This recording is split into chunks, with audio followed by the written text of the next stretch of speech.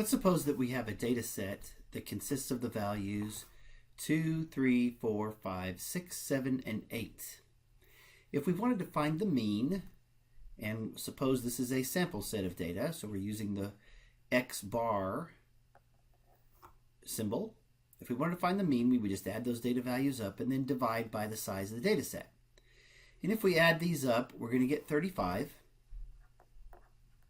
There are 7 of them, which would give us a mean of 5, and we'd call that 5.0, even though it's 5 even. We want to convey to the reader what the measurement precision is for the data set. So since these data values are all whole numbers, our mean should be expressed with a tenths place rounding. Now this is an odd numbered set of data, so we would find the median by finding the middle data value. There's 7, so the fourth one would be our median. In other words, if we count from the bottom up, 2, 3, 4, 5, or from the top down, 8, 7, 6, 5, the fourth one is 5. So the median is 5. Now let's suppose that rather than having an 8, we have an 18. Now we still have 7 data values and all the others remain the same. But now the sum of those data values has increased by 10, so that sum is 45. There are still 7 data values, but now this mean has increased to 6.4. But the median remains the same. 5 is still that middle value. So what we're seeing here is that the mean is more sensitive to extreme values than the median is. Let's suppose that we have a company that has 20 employees. Let's suppose that we have 10 employees that earn $35,000 a year. They might be working on the assembly line or doing whatever the daily tasks are for the company. And then we have 8 who have more responsibility. They may be salespeople or managers of some sort, and they earn $50,000. And then we have 2 executives, and times are going pretty good for this company, so they are paying themselves a salary of $500,000 a year. Now let's suppose that we are charged with the task of finding an insurance plan for this group or some other financial planning kind of a task that we're performing.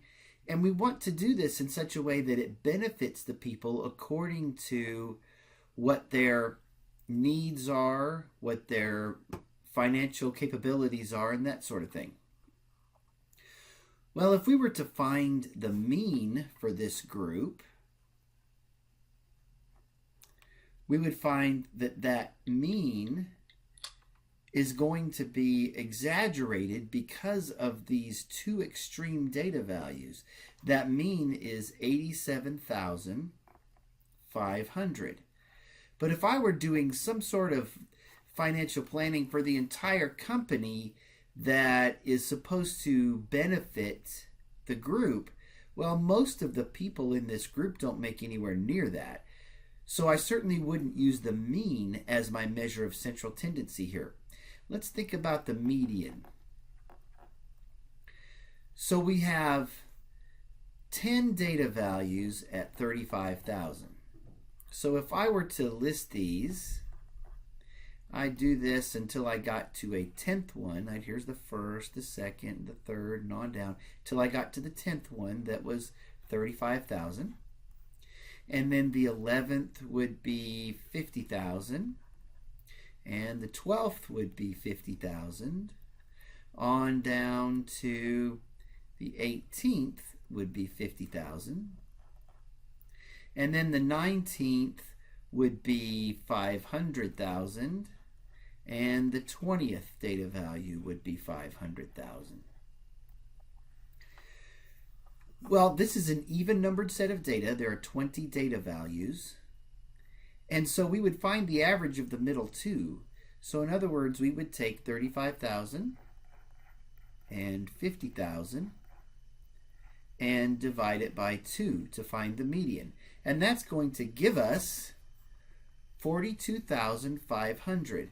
Now that is a much better value to characterize the central tendencies of this data set right here. So this is a case then where we would use the median rather than the mean as our measure of central tendency to characterize the data set.